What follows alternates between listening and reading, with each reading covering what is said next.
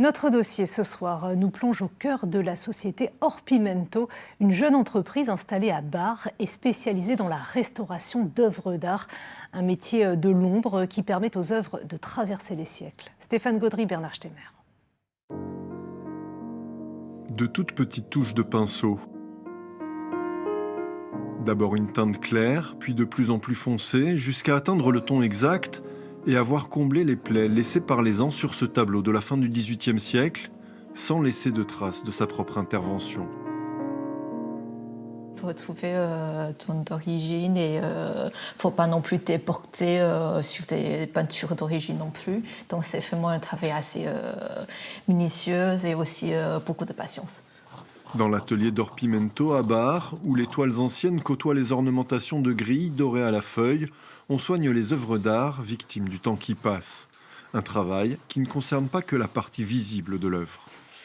La retouche, c'est vrai que c'est impressionnant, mais la restauration, c'est pas que les retouches. Il y a tout ce qui est en amont. Il y a tout un travail de restauration du support en fait, de la toile avant. Et on est obligé de passer par là parce que ça peut ramener des problématiques en fait quand Tsui va retoucher. Donc on est obligé de traiter l'arrière. Un travail de restauration du support qui nécessite souvent une enquête avec prélèvement de matériaux, analyse chimique ou caméra infrarouge. Les moisissures trouvées sont des bactéries en effet, à traiter différemment que d'habitude. Des éléments qui permettent de comprendre ce que le temps ou les restaurations précédentes ont infligé à une œuvre. On sait que dans les siècles, tous les édifices ou les œuvres d'art, ils ont été remaniés parce qu'il y a eu toujours la connotation des changements de goût de la société. Donc, au-delà de restaurer et conserver, on cherche de donner des explications et de comprendre, parce que notre métier est de compréhension principalement de conservation et enfin de restauration. Et ces préceptes s'appliquent quelle que soit la taille de l'œuvre.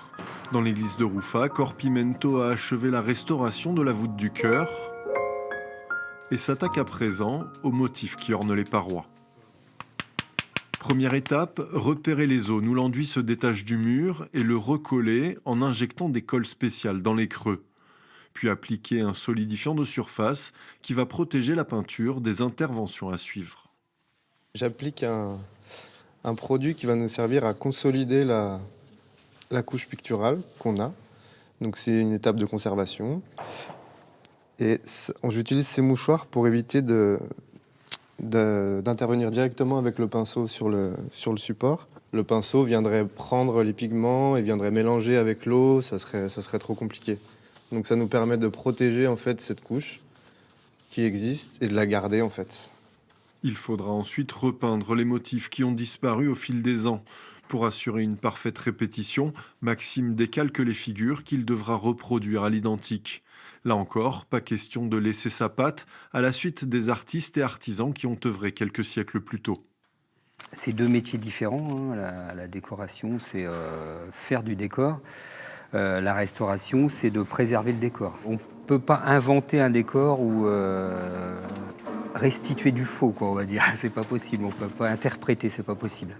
Un travail de l'ombre, restaurateur, c'est s'effacer au sens figuré devant l'artiste originel, mais aussi s'effacer au sens propre lorsque dans quelques siècles, une nouvelle restauration sera nécessaire.